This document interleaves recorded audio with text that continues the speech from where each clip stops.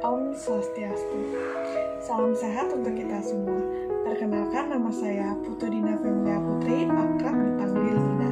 Di video kali ini saya berkesempatan untuk membahas secara singkat mengenai perkembangan sejarah agama Hindu di India yang berlangsung dalam kurun waktu yang lama.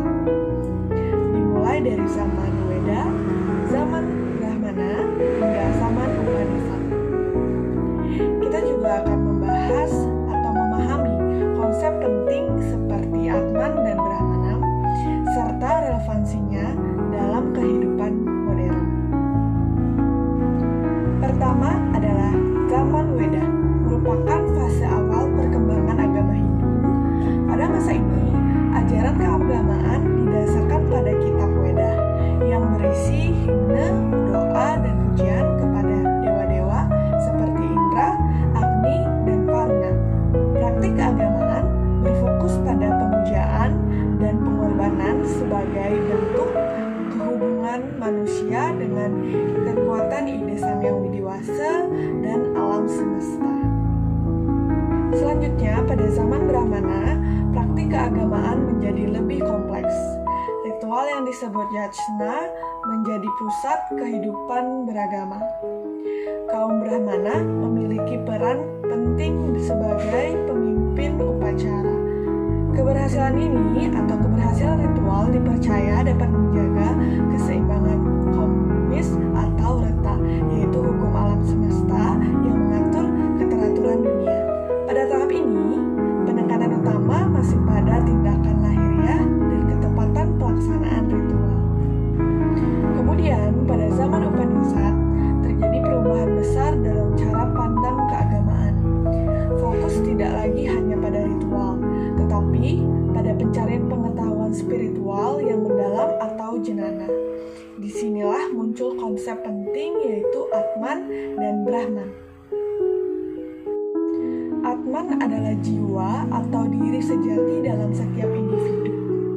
Dalam agama Hindu, Atman bersifat kekal, tidak lahir dan tidak mati. Sementara itu, Brahman adalah realitas tertinggi, sumber dari segala sesuatu di alam semesta, yang bersifat mutlak dan tidak terbatas. Ajaran utama dalam Upanishad menyatakan bahwa Atman dan Brahman pada hakikatnya adalah satu kesatuan. Pemahaman ini sering dirangkum dalam ungkapan Tatwam Asi, yang berarti engkau adalah itu, artinya diri sejati manusia tidak terpisah dari realitas tertinggi. Dalam kehidupan sehari-hari, konsep ini dapat diterapkan melalui sikap saling menghormati dan tidak merugikan orang lain. Karena setiap individu memiliki Atman yang sama-sama berasal dari Brahman.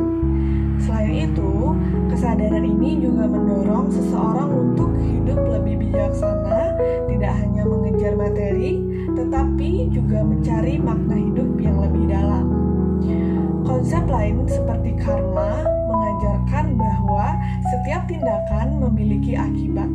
Contohnya, jika kita berbuat baik, maka kita akan menerima kebaikan, baik secara langsung maupun di masa depan. Sedangkan moksa adalah tujuan akhir, yaitu kebebasan dari siklus kelahiran kembali atau bisa disebut samsara, yang bisa dicapai melalui pengetahuan, disiplin diri, dan kehidupan yang benar atau baik. Jika dibandingkan, zaman Brahmana menekankan ritual eksternal, sedangkan zaman Upanishad menekankan kesadaran batin. Dalam kehidupan modern, keduanya saling melengkapi.